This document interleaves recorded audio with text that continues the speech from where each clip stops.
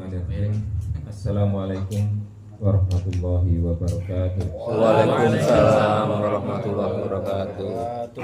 Innal hamdalillah nahmaduhu wa nasta'inuhu wa nastaghfiruh wa na'udzu billahi min syururi anfusina wa min sayyiati a'malina. May yahdihillahu fala mudilla lahu wa may yudlil fala hadiya lahu. Asyhadu an la ilaha illallah wahdahu la syarika lah wa asyhadu anna Muhammadan abduhu wa rasuluhu la nabiyya ba'dah. Allahumma shalli wa sallim wa barik ala sayyidina Muhammad wa ala alihi wa ashabihi wa man tabi'ahum bi ihsanin ila yaumiddin. Qala Allah ta'ala fi kitabil karim, a'udzu billahi minasyaitonir rajim. Ya ayyuhalladzina amanu qu antubu ilaihi. Ya ayyuhalladzina amanu taqullaha haqqa tuqatih wa la tamutunna illa wa antum muslimun. Amma ba'du. Bapak-bapak yang saya hormati, alhamdulillah malam hari ini kita bisa melanjutkan kajian kita hadis arba'in. Alhamdulillah sudah masuk ke hadis yang ketiga. Ini berkaitan dengan rukun Islam dan faktor fundamental lainnya. Alhamdulillah sampai malam hari ini kita bisa diberikan kemudahan untuk bisa menghadiri dua pekanan kita. Mudah-mudahan Allah berikan kepada kita keistiqomahan untuk bisa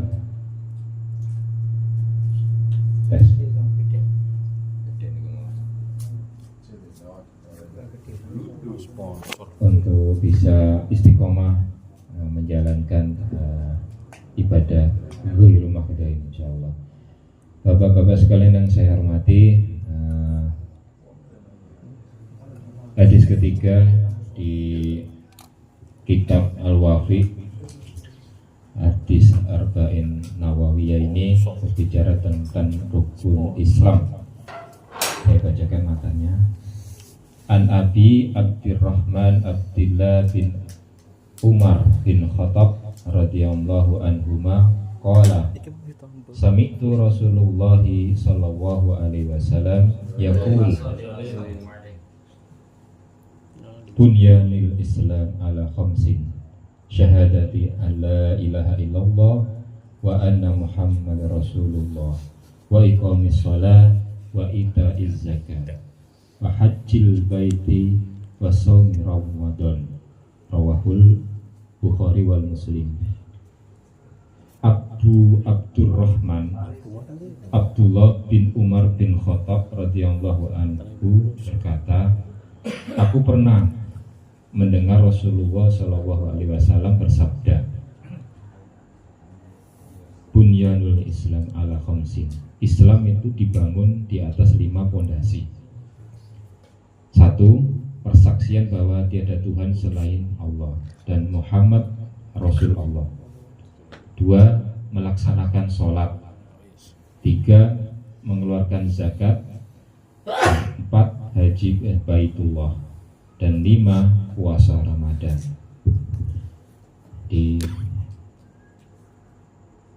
Ini berbicara tentang rukun Islam. Kenapa ini disampaikan di sini, di hadis ini, karena ini menjadi rukun yang sangat penting karena merupakan salah satu pondasi. Yang namanya pondasi itu bagian terpenting dari sebuah bangunan. Kalau pondasinya lemah, itu akan membuat bangunan tidak jadi kokoh. Sama dengan rukun Islam ini. Jadi ini bagian dari pondasi yang mesti harus kuat. Termasuk di dalamnya kumpulan berbagai hukum dan kejelasan tentang ajaran Islam ada di pondasi ini. Nah, apa saja kandungan dari hadis ini? Yang pertama, bunyanul Islam ala khamsin. Jadi bangunan Islam itu Rasulullah mengilustrasikan sebuah bangunan yang tertata rapi, tegak di atas pondasi-pondasi yang kokoh. Apa saja pondasinya? Pondasinya tadi yang pertama adalah 2 kalimat syahadat. Jadi kesaksian bahwa tiada Tuhan selain Allah dan Nabi Muhammad adalah utusan Allah. Artinya apa? Artinya kita mengakui bahwasanya Allah yang tunggal dan membenarkan kenabian dan kerasulan Muhammad SAW. Rukun ini memang ibarat sebagai pondasi yang bagi rukun-rukun lainnya. Jadi sebelum pondasi sholat, pondasi puasa, zakat dan lain sebagainya tadi, pondasi yang utama itu di syahadat ini. Seperti yang kita pernah sampaikan di awal kemarin di pertemuan pertama tentang pentingnya 2 kalimat syahadat. Nabi Muhammad SAW bersabda, "Saya diperintahkan untuk memerangi manusia hingga mereka menyatakan bahwa tidak ada Tuhan selain Allah dan bahwasanya Muhammad adalah Rasulullah." Hadis riwayat Bukhari dan Muslim. Jadi ini jadi sangat penting. Kenapa 2 kalimat syahadat ini menjadi penegak, pendukung dari rukun-rukun yang lain. Jadi sebelum rukun yang selanjutnya ini harus dikuatkan terlebih dahulu. Kemudian yang kedua adalah menegakkan sholat. Artinya apa? Artinya senantiasa untuk menunaikan sholat pada waktunya dengan memenuhi semua syarat dan rukunnya, adab-adabnya, adab sunnahnya, sehingga sholat ini bisa memberikan dampak tidak hanya pada diri kita tetapi juga kepada orang lain. Nah, kenapa? Karena Allah juga berfirman, "Aqimis sholat tanha anil faksai wal munkar." Jadi dengan menegakkan sholat itu sesungguhnya bisa mencegah dari perbuatan keji dan mungkar. Jadi ini manfaatnya. Jadi kalau sholat maka insya Allah akan bisa meninggalkan perbuatan-perbuatan yang keji dan mungkar. Itu ada di surat Al-Ankabut ayat 45. Nah, sholat juga ini merupakan syiar dan perlambang bagi seorang mukmin. Jadi lambangnya orang mukmin ya terlihatnya dari bagaimana dia menunaikan ibadah sholatnya. Pembatas antara seseorang itu antara syirik dengan kafir itu ya di sholat. Jadi kalau yang tidak sholat ya kalau enggak syirik.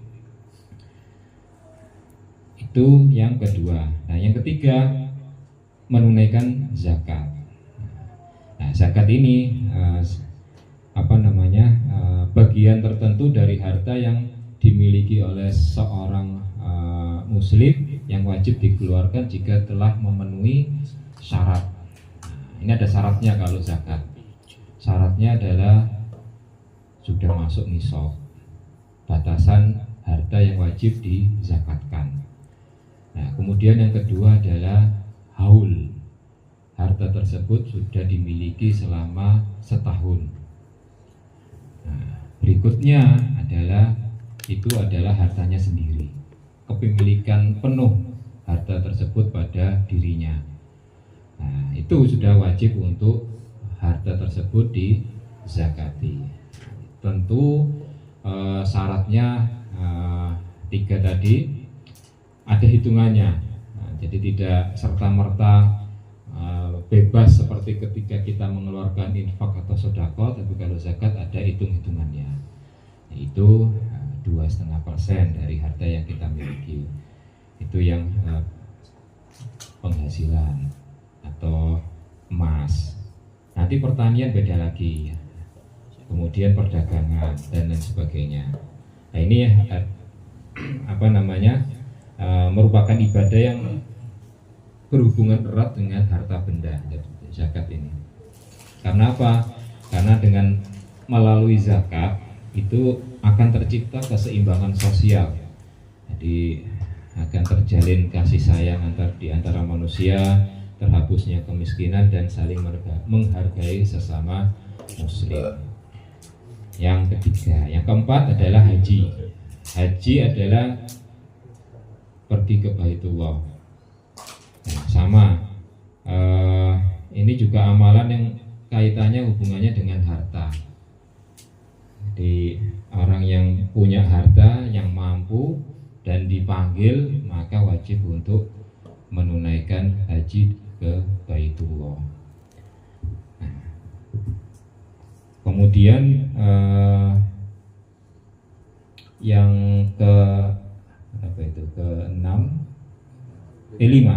kelima yang terakhir itu adalah saum Ramadan. Jadi puasa Ramadan. Nah, puasa Ramadan ini diwajibkan pada tahun ke-3 Hijriah. Ini juga sama. Puasa ini merupakan ibadah yang mensucikan jiwa, membersihkan hati, menyehatkan tubuh. Barang siapa berpuasa karena semata-mata menjalankan perintah Allah dan mencari keridhoannya, maka puasa itu akan menghapuskan dosa-dosanya dan menjadi sarana untuk mendapatkan surga. Nah, dari 5 rukun Islam tadi, mayoritas itu berhubungan dengan harta. Syahadat tidak. Kemudian sholat juga butuh harta. Beli baju koko, beli sajadah, kopiah, sandal. Enggak mas. Jadi semua kaitannya dengan harta. Kemudian menunaikan zakat juga kaitannya otomatis dengan harta yang kita miliki. Apalagi haji juga begitu. Haji juga mengeluarkan harta karena kalau nggak mampu ya nggak bisa berangkat karena harus nabung dulu mungkin. Kalau yang sudah mampu bayar penuh ya langsung, itu kaitannya juga dengan harta. Nah, terakhir juga tadi sama puasa Ramadan juga perlu harta. Untuk buka, untuk nyiapin sahur juga memerlukan harta. Semua ibadah dari rukun Islam 1 sampai 5 tadi, 2 sampai 5-nya itu membutuhkan harta semua. Dan mudah-mudahan kita semua dimudahkan melaksanakan semua rukun Islam tadi, karena itu bagian terpenting dari identitas seorang muslim. Kemudian berikutnya di pelajaran yang kita bisa petik tadi adalah rukun-rukun Islam ini merupakan satu kesatuan yang saling terkait. Barang siapa melaksanakan rukun tersebut secara utuh, maka dia bisa disebut seorang muslim yang sempurna imannya. Barang siapa yang meninggalkan keseluruhannya, maka ia kafir. Nah, barang siapa yang mengingkari salah satu darinya, ia bukanlah orang muslim. Nah, barang siapa yang meyakini keseluruhannya namun mengabaikan salah satunya, misalkan selain 2 kalimat syahadat, atau karena ia malas, maka ia termasuk orang yang fasik. Nah, barang siapa melaksanakan keseluruhannya dan mengikuti baik secara lisan maupun pura-pura, nah, maka ia termasuk golongan orang-orang yang munafik. Nah, yang ketiga, tujuan ibadah sekali lagi bukan bentuk kegiatan fisik, lebih dari itu. Jadi ibadah ini mempunyai tujuan yang mulia. Misalnya sholat tadi ya, tidak akan berguna jika tidak bisa meninggalkan perbuatan keji dan mungkar. Jadi perbuatannya boleh melakukan sholat, tapi ketika kita meninggalkannya berarti sholatnya apakah sia-sia? Nah, itu jadi pertimbangan, jadi evaluasi buat kita, introspeksi bagi kita bahwasanya ketika melakukan sholat, kalau memang di ayatnya tadi bisa meninggalkan perbuatan keji dan mungkar, maka kita berusaha untuk ketika sudah melakukan sholat ya meninggalkan hal-hal yang keji dan mungkar. Yang berikutnya cabang-cabang iman. Jadi perkara yang disebutkan dalam hadis di atas ini bukanlah keseluruhan masalah yang ada di dalam Islam. Jadi penyebutan dalam hadis tadi terbatas di rukun Islam tadi, tidak semata-mata hanya itu saja cabang iman.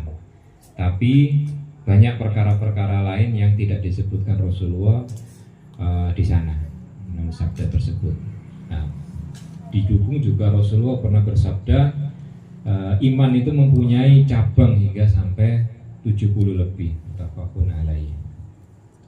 Terakhir, hadis ini kita coba bisa memahami bahwa Islam itu akidah dan perbuatan. Karenanya amal perbuatan akan sia-sia tanpa adanya iman. Begitupun juga sebaliknya, iman tidak bermakna tanpa adanya amal perbuatan atau amal soleh. Demikian mungkin Bapak-Bapak sekalian yang dimuliakan Allah, hadis ketiga tentang rukun Islam. Mudah-mudahan kita berikan kemudahan semua untuk menjalankan fondasi dasar ini, baik itu mulai syahadat, sholat, puasa, haji, dan sampai ke puasa Ramadan, dan diberikan kemudahan untuk bisa berzakat insyaallah. Amin. Ya Rabbal Alamin. Kurang lebihnya dari saya mohon maaf yang sebesar-besarnya. Aku qouli hadza wa astaghfirullah li wa lakum. Assalamualaikum warahmatullahi wabarakatuh. Waalaikumsalam.